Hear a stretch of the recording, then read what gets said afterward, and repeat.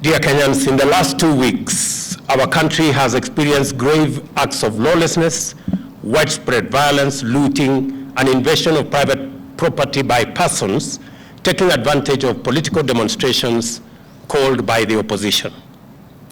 During this period, lives have been lost, people injured, property looted or destroyed, the economy has suffered, and our image as a nation dented. Our security agencies have endeavored to do everything within the law to protect the lives and property of all citizens. Nevertheless, the violence, chaos, and disorder continues to distract our national focus of economic transformation. 3 Kenyans, among them a police officer, have lost their lives in the protest. More than 400 Kenyans, including at least 60 security officers, have been injured. A police vehicle was burnt to ashes somewhere in Kawangware, while another was hijacked and commandeered by unruly protesters somewhere in Migori. 2 houses of worship were burned down in Kibra. Kiosks, supermarkets, and a mortuary were looted. Fellow Kenyans, our country's image and history in the League of Modern Nations has been at stake in the last 2 weeks. The country's economy has been hit hard at a time when my administration is doing everything possible to salvage the economy from the deep hole where we found it. My administration has instituted solid measures and policies to attract investors and through their investment create opportunities for millions of our young people to realize their potential, amongst many of the other issues that we are doing as government.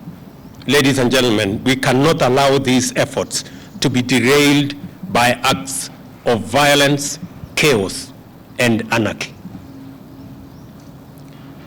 We all have an obligation to respect the Constitution of Kenya. This also includes the respect of institutions established and created by the Constitution. Our country's electoral system and process is anchored on the principles of our Constitution. The Independent Electoral and Boundaries Commission conducted a free, fair, and transparent general election on the 9th of August 2022, a poll that was observed by different organizations, both local and international. The Commission declared the results for all 6 elections conducted, and any contestants who were aggrieved by the outcome had an opportunity to present their grievances to the country's judicial system for arbitration. The Supreme Court of Kenya had and determined with finality the 2022 presidential election dispute and ruled on the petitions that were filed by the aggrieved contestants and their supporters. Nevertheless, I have carefully listened to the issues raised by my friend, the Honorable Raila Odinga.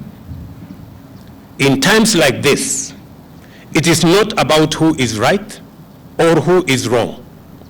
Like Winston Churchill said, I dare say, and I quote, "Courage is what it takes to stand up and speak, but it is also what it takes to sit down and listen." I have always been ready to engage Kenyans of all walks of life, including elected and appointed leaders from across the political divide and the religious fraternity, on how to make our country better and prosperous.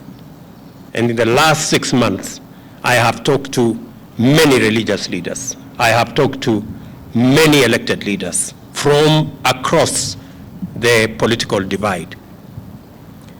My door still remains open for honest, objective, and sincere deliberations based on the rule of law and the Constitution. On the reconstitution of the future Electoral Commission, the selection panel that currently is in office is a creation of the law that was passed by the 2 chambers of parliament in response to a court decision. the court clearly stated that one institution, and in this case, Parliament, cannot dominate the process of establishing an electoral commission at the expense of other institutions that have a role to play in the country's electoral process. However, considering the matters raised by our friends in the opposition, I suggest a bipartisan engagement in Parliament on the reconstitution of the IEBC panel within the parameters of the law and the Constitution.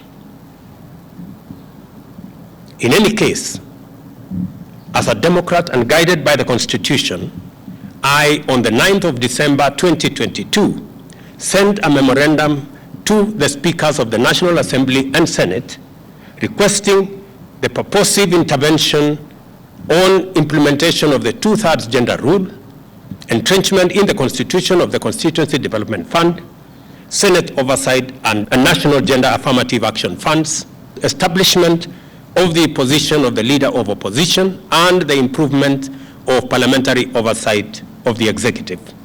And for the record, Parliament has already approved the parliamentary oversight of the executive, and shortly, cabinet secretaries will be appearing before the House to answer questions. The other items are still in Parliament. The IEBC selection panel and the future process of recruitment of its commissioners could as well be part of a conversation leading to constitutionally and legally binding proposals through a bipartisan parliamentary process. In other words, I am suggesting that the issues that have been raised by our friends on the matter of IEBC,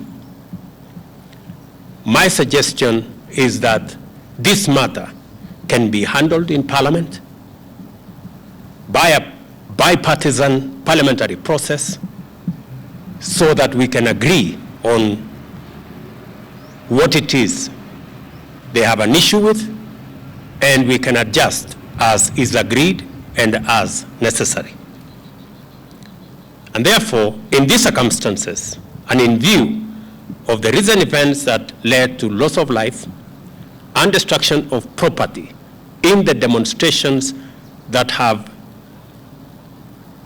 occasioned in our country for the last 2 weeks, I urge my brother Raila Odinga and the opposition to call off the demonstrations and to give this bipartisan approach a chance for us to take the country forward.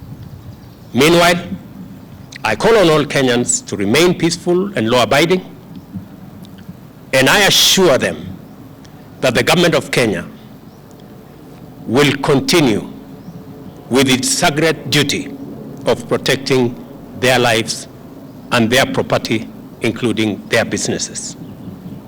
Thank you very much.